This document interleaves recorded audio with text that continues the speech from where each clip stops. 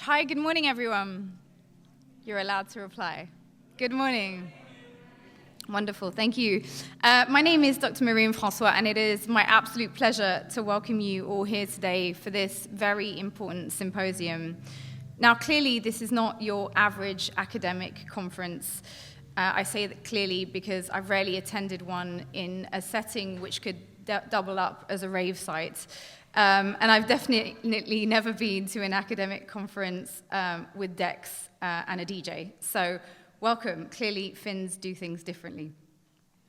But this also isn't just another academic conference, because the stakes of this talk, and these talks, of course, that we'll hear today, are very real and very high. As we speak, Palestinians in Gaza are harassed 24/7 by drones which scan their retinas, deciding whether they live or die. New technologies are being sold to us as consumers as exciting new developments, which we know are also being tested on civilian populations in war zones across the world. What is said in this space can and must have real-world consequences. Your expertise can help provide accountability of war criminals and prosecute those who believe themselves above the law. Your work here today matters in ways which I am struggling to overstate. So whilst I want to welcome you all and ensure you have a pleasant and informative day, I also hope that we can all fully measure the weight of this moment and our responsibility within it. With that said, I'd like to introduce our two hosts, Nitin Sawhney and Antti Tarvainen. Thank you.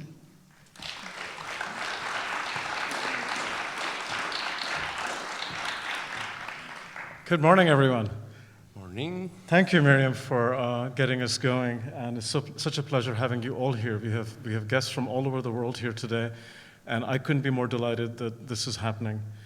This was a kind of collaboration that Antti and I began maybe less than 3 months ago, to think about convening this event together, and we just this is beyond our expectations.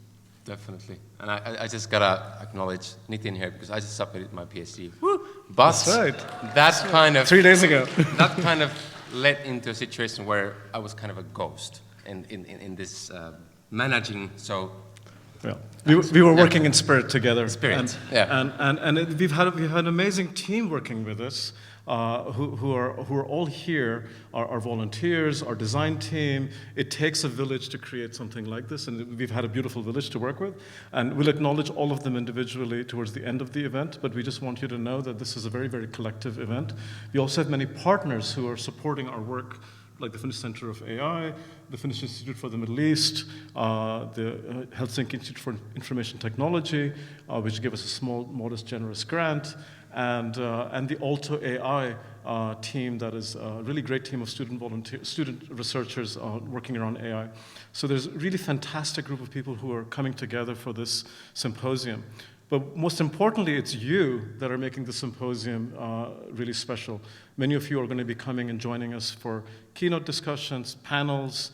There are many artists who will be sharing their work in our showcase, and there will be performances by the end of the evening. So we have a packed program for you, a whole day program, because I wanted to do it as a 2-day event, and Antti was like, no, let's see if we can make this a 1-day thing. I'm like, okay, we'll make it work in 1 day, but in the future, we're planning maybe if an annual event, we might have a 2-day event, not necessarily only in Helsinki, but possibly in another city, and we'll talk about that. Yes, so these are all things we'll talk about at the closing, but I want to start the opening just to sort of say, why are we doing this? And I think each of us have different reasons why we care about these topics. I'm a computer scientist and a documentary filmmaker. And for me, the intersection of these topics has been a lifelong challenge of thinking about my role as a researcher, working in artificial intelligence, thinking about ethics, responsibility, in the work we do, but also recognizing that as filmmakers, as investigative journalists, we also have to tell the right stories about what's happening around the world. So we have responsibilities in terms of storytelling and in terms of the work we develop and how it lands in different contexts and the ways that it's used critically. So I'm hoping all of our panelists will bring that sensibility, their own positionality on this, in this space, and what can we do collectively to make this world a better place. Yeah. And I think one of the key points here was to turn it into as interdisciplinary as possible. I come to the field of technology from outside. So my interest here is to learn as much as possible from the details and the things that I really don't understand. But at the same time, coming from the social sciences background, we wanted to have that included. So really to locate technology into its larger historical, political, geopolitical context as well, and to foreground Middle East also, which you will see here. It's present as not as a periphery of technology, but really a frontier and the kind of place of global futures that we need to investigate. And that is not to say that it's going to be only focused on Gaza, Palestine, Middle East, but that certainly is there. Yes. And just, I wanted to share one quote which I can't remember, so it's going to be a paraphrase, from Machiavelli, who said that innovation is a necessary tool in Prince's arsenal, and it's used to stabilize political regimes, to take over territory, or control populations. So kind of to also work a bit against the fetishism of the new and see the longer histories, the political histories, and what happens inside the claimed space of novelty. I think a lot of that is going to be fleshed out here today. Yeah.